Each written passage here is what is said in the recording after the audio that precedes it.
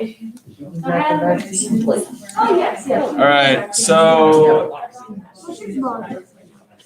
I'm gonna finish. I just get really excited about my arrangements with Rhiannon, and then I work past the bell, and then I'm like, wait a minute, no way.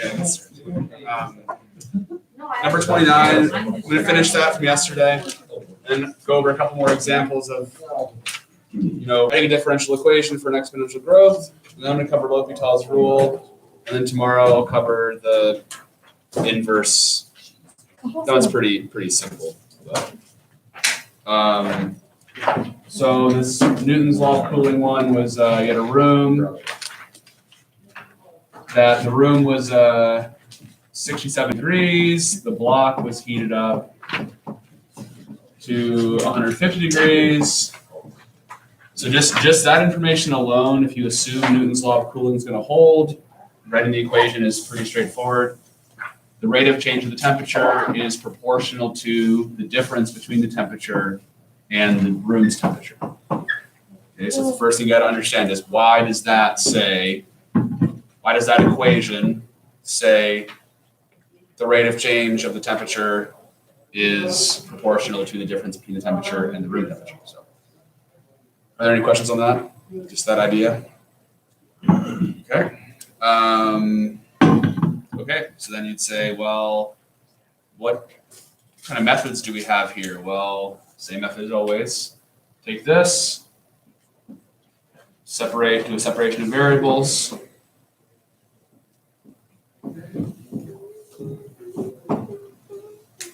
Any questions on that first step?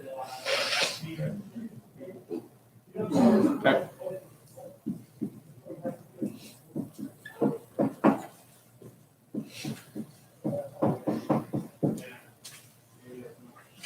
So after you integrate both sides, and then you solve. So you got e to the RT plus C1 equals y minus 67. And then you add that 67 over. So your general solution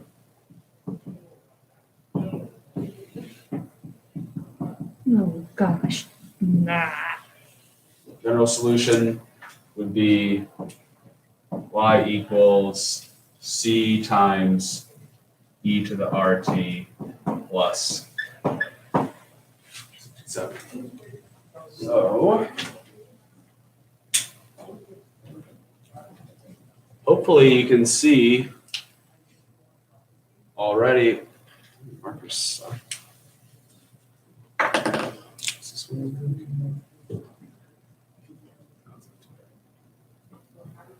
Okay, so we're all okay getting from here to here?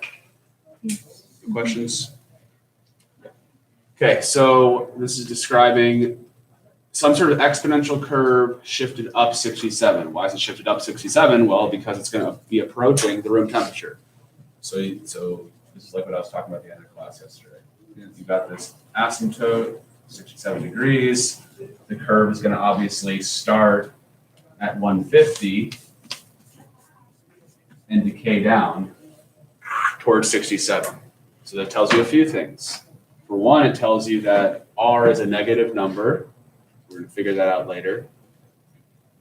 Now this point here, one of the most common mistakes on questions like this, what do you guys think? What do you think people wrongly assign there when they see this? If I put 150 there, but that's wrong, right? If you had a 150 there, and you plug in 0 for T, you'd have temperature as 150 plus 67. That's not correct. What you got to do is go, well, the temperature is 150 when time is 0. So really the C value is going to be 150 minus 67. 83. So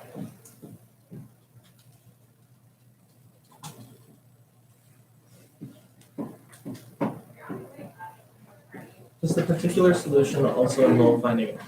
yeah, to get the real particular, you'd say this is the general solution for a 150 degree block put into a 67 degree room. Now, anyone who's scientifically minded would maybe wonder, what kind of physical properties would determine R? And that'd be things like, just what material is this made of, for example? Is it made of brass, or is it made of some space age material that cools down really fast? I don't know. Obviously, if it was made of brass, you guys have heard of heat capacity. So if it's something with a huge heat capacity, then there'd be a ton of energy required to heat it up to 150, and thus it would probably take a long time to cool down to 67. But if it's something with a low heat capacity, then that's not much energy, and so maybe it cools down pretty quickly. Okay, so let's pick the particular solution then. It tells us that we have 2 data points here.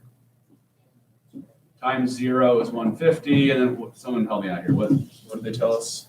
Times So 10 minutes or whatever it was, 10 minutes later, it's 120. This data point is going to give us the particular solution for this particular block in this particular room. Okay? So you go there, you say, okay, well, the y value is 120 when the t value is 10. Like that. So clearly a calculator is going to be necessary here. I'm going to subtract 67 and then divide by 83.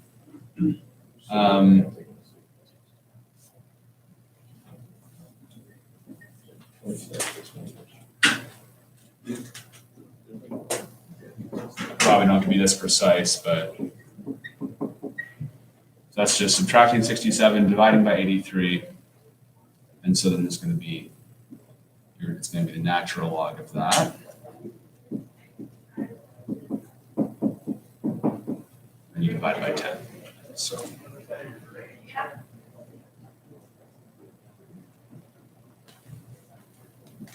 Perform this calculation correctly, you should get a negative number.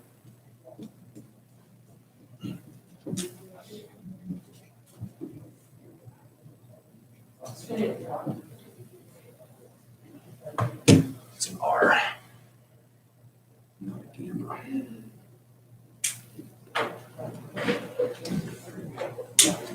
So you put this into simple terms, which is just every minute the temperature is reduced by about 4.5%. The net effect of that is over the course of 10 minutes, it loses 30 degrees off of 150. Which is what, 20%? It lost 20% over 10 minutes. Okay, so the final step would be what is my actual formula if I wanted to put this into a computer and like model it or make predictions and stuff like that? I would go, well, my formula is y equals 83 e to the negative 0.0485t plus 67. Okay, so I don't know, in my opinion, a big idea here is like, was the differential equation essential to finding this answer? No.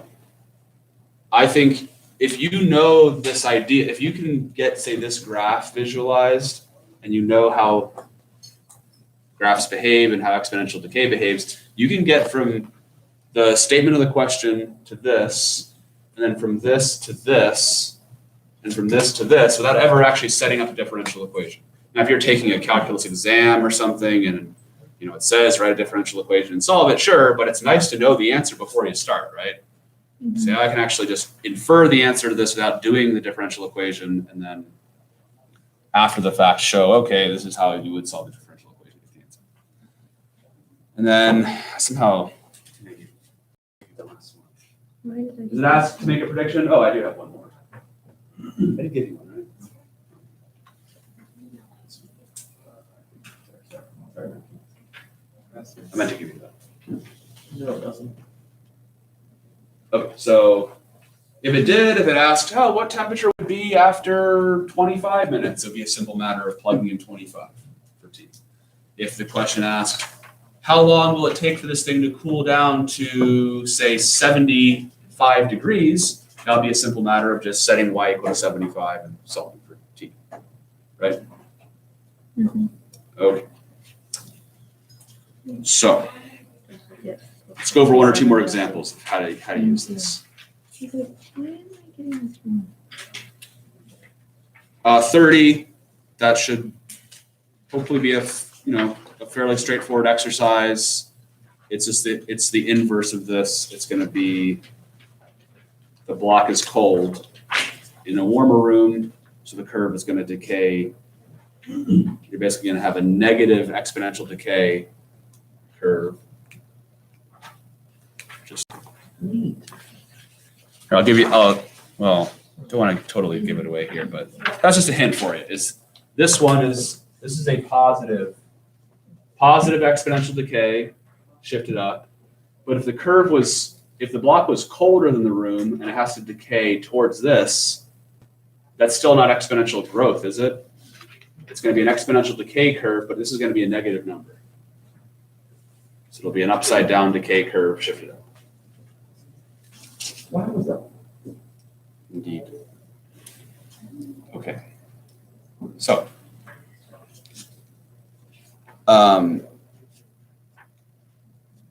let's do, we could do 31, 32, 33 pretty quickly. So 31 says, what's the differential equation for an element with a half-life of 1,000 years?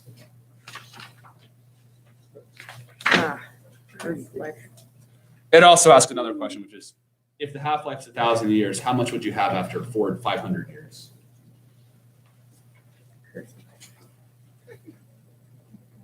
Here's a super hard question for you. This is one of those ones that's like, well, the question is, if the half-life is 1,000 years, how much of the original sample is left after 1,000 years? It's unsolvable. Unsolvable. That's like, if you're going 60 miles per hour, how far do you go in 1 hour? Ton of information. All right. Well, the wheels are spinning. Thing says I'm going at like 2,000 RPM, so gotta thinky winky about that one. Okay, so when you say a half-life of 1,000 years, what does that mean? Well, in this particular example, it says, I got a sample of 40 kilograms. Okay. How long would it take? Well, how much would there be after 1,000 years? 20, half. Wow. So, hey, assuming it's exponential decay, which we're going to assume that, you'd say, so this is back to pre-calculus algebra 2, right?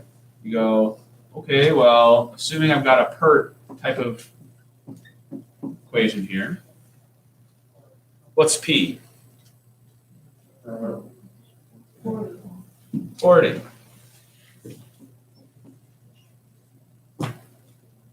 And what's the y value when t is 1,000? 20. We all see how we're getting from here to here? Mm-hmm. And then do we see the purpose of that? It's going to tell us what r is. It's going to tell us what kind of r value gives us a half-life of 1,000 years. Okay, so you solve this. So you need 1/2 over here, and then take the natural log.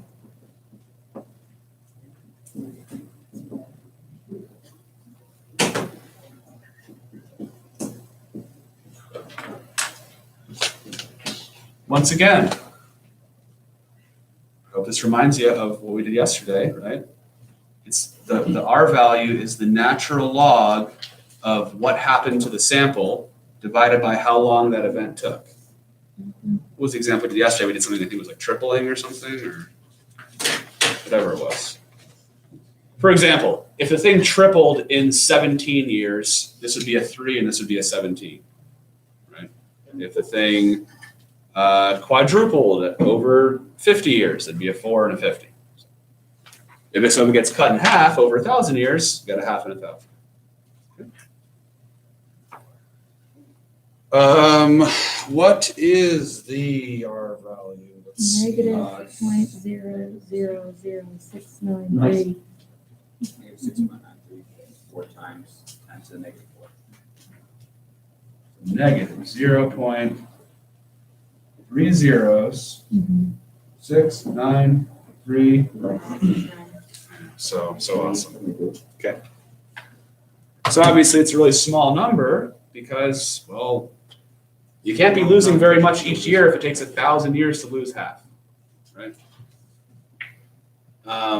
So the longer the half-life, the smaller this number is going to be, closer to 0. If the half-life was 1,000,000 years, this would have a bunch of zeros. Okay. So here's the fun part. See if you have learned something. What's the differential equation then? Famous. So in this situation, we had to find R when we were writing the differential equation. Correct. But in 29, on A, when it just asks to write a differential equation, we just had to write y prime equals ry. So in, like, whenever that question's asked, we always have to find the rate for the actual answer.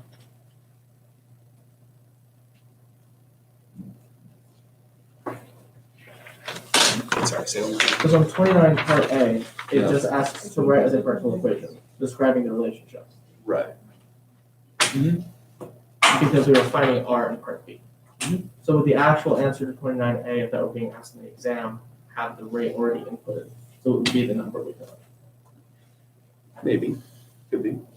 So a question could ask you, so like, I'm saying a question could be like, so for the cooling question, the question might just be, there might not be broken down like this. It might just say, hey, here's this information.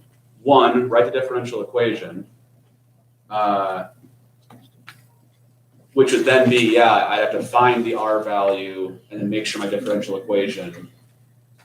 So that when all was said and done on 29, like you could have gone back and been like, oh, the differential equation was y prime equals, I forgot what the R value was. It was like negative point. 0.445. So like you could have gone back retroactively and been like, oh, that is the full differential equation that describes this. Would that have been the expectation for the question on the exam? I would hope that the question is clearly stated. Like this is where, like if a question was written correctly, they would specify like either like I did here, you're going to have an R in your differential equation or you need to find the R. Does that make sense? Okay. So,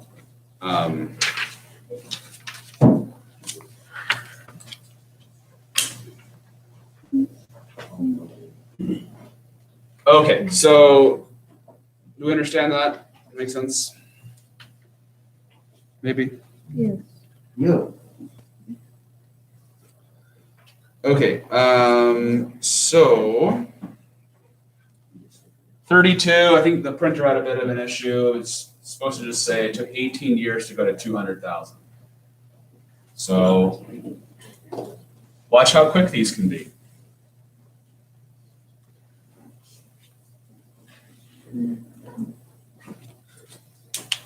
And yeah, Rafe, I totally get what you're saying here. Like look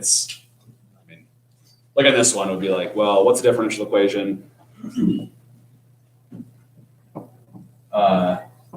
Certainly that's what we're looking for, but it would just be, be trivial to say that for like this specific question, that was the answer. So, so Bob takes so it's another PERT.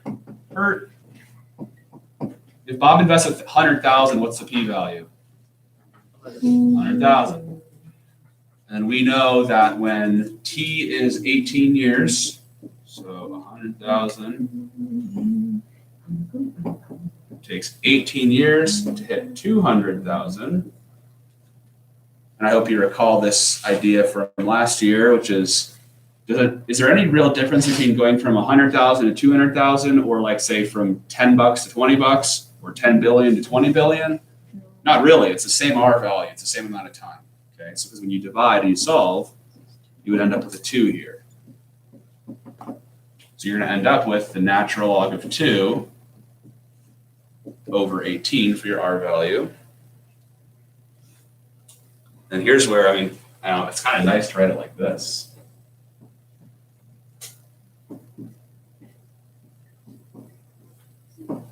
It's kind of neat. That's the exact form, but you know, let's get a decimal.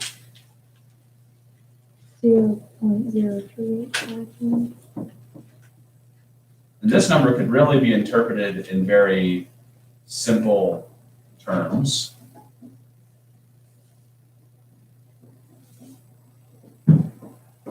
Oops. What does that number mean? What does that R value mean?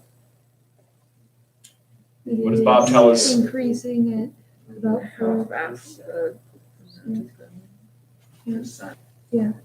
Bob tells his other, whatever, investment friends, I got a 3.85% interest rate. So That's the interest rate. Yeah, it's the annual interest rate. on the test, should we do it to a decimal or should we do the natural log of 2 of 18? AP exam? Yeah. Those would be the same. Those would be equivalent. And They can't say that's wrong. The rule is if it's mathematically correct, then it is correct. There is never a time where you can say, oh, that answer's wrong if it's mathematically correct. So and you get a point for like demonstrating which equation. Like if I didn't write y prime equals ry, would I have lost a point there, even if I set up the eventual end equation?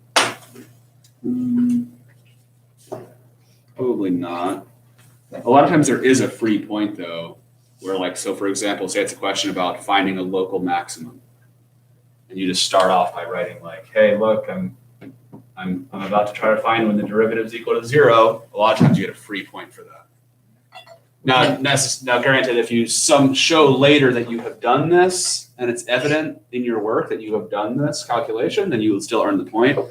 But even if you screw everything else up and you just say, hey man, I don't know what I'm doing, but I know this extremely basic thing that anyone who has sat through a calculus class would know, then you still get the point, which is great. It's a good thing. I've forgotten everything except for I do know that it's equal No, to 0. It's amazing how many points you can get by just like partial credit. It's great. You know, now the AP exam is not very generous with the partial credit, but you can get like, I've forgotten everything. you can get a point by being like, I know that a local max would occur when the derivative changes from positive to negative. I'm like, oh my goodness, I got a point for that. Okay, Boom. 33. Where's Albert? Albert? They have divorced. No, they have not divorced. For now. For He wants us now. on vacation. Okay. Okay. No, that's Um, the other equation. 33, this one real quick. Albert's on. What's interesting about this one is if Bob's car is continuously losing 7% annually, what do you know immediately? What number does that tell you? Roar. That's the R value. So you can actually go straight, you can say, oh, okay, the differential equation then is y equals negative 0.07. Why? You mean y prime? Y prime, thank you. So that's nice. So sometimes the R value is just given to you. Sometimes they say Albert's getting a 6.5% interest rate. Oh, great. Okay, then R is 6.065. Right? Now, however, it says, well, how long will it take before his car is worth half of what he paid for it? Which, if you think about it, it's kind of like a half-life question. What's the half-life of his car's value? So you would go, okay, yeah, let's say his car cost a price P. Every time. And you got It's that good. negative 7% interest rate on the price. What am I gonna set this equal to if I wanna know how long? Half a P, the P's cancel out. If you felt better making this car $1,000 and ask when it's gonna take, how long it's gonna take to reach 500, great, that's fine too. No matter what, you're gonna end up with this equation. So it's gonna be the natural log of 1/2. This time that we're solving for time, so the last step would be dividing by that negative 0.07. And that'll get you your T value. That'll tell you how long it took. Woo. Ooh, I know. All right, guys, I got one last thing for you today.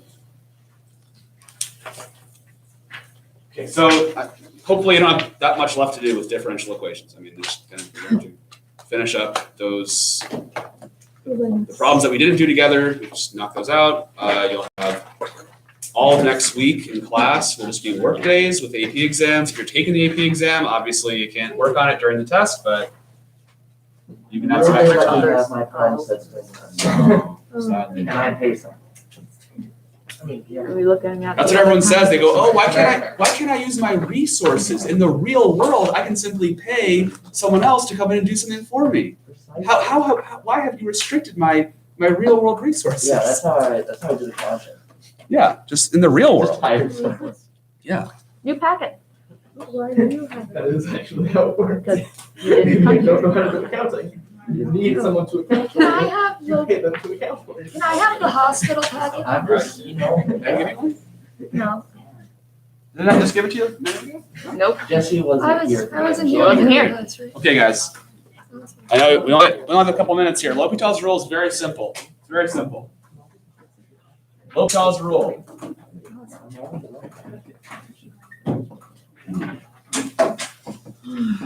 L'Hopital. The hospital. It's a method for calculating limits. I hate limits. Weird limits. Three. You might go, well, we already talked about limits. I mean, I know how to do limits. You know how to do most limits, or a lot of limits at least. You don't know this one yet. Nope.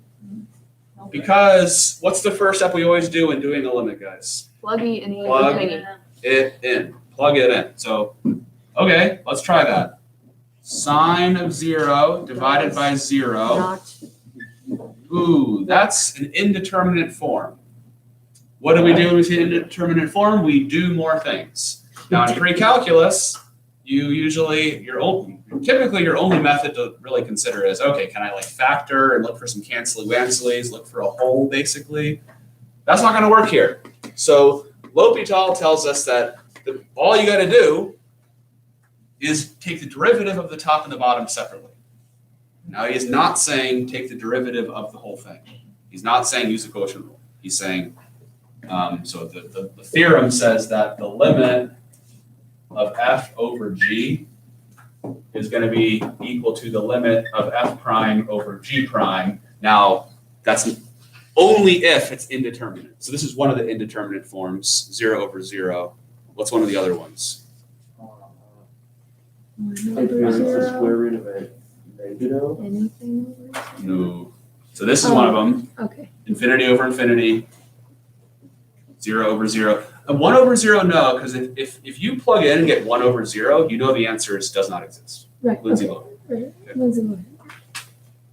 Um, Apparently, Lindsay Lohan recorded a version of Edge of 17, which what? Okay. That made So- no sense. let's use L'Hopital's method here. What's the derivative of sine of x? Cosine. Nope, it's just cosine. What's the derivative of x? Now we cycle back. We just repeat the process. Can I plug in? Yeah, the cosine of 0 is 1, and 1 divided by 1 is 1. So the answer, weirdly, of the ratio between sine of x and x, as x gets really small, the ratio approaches 1. Let's compare that to the other one. I think we need time to squeeze one more in. Look at the next one. 1 minus cosine of x over x.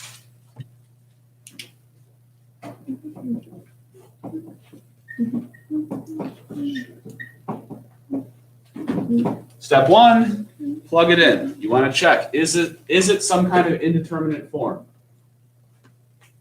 1 minus 1, 0 over 0. So this is a 0 over 0 form. That means we can use L'Hopital's rule. So this would be the limit as x approaches 0 of 0 minus negative sine of x, or positive sine of x over 1. But wait a second, now when you plug in 0, you get 0 over 1, which is just 0. So the answer to that limit was 0.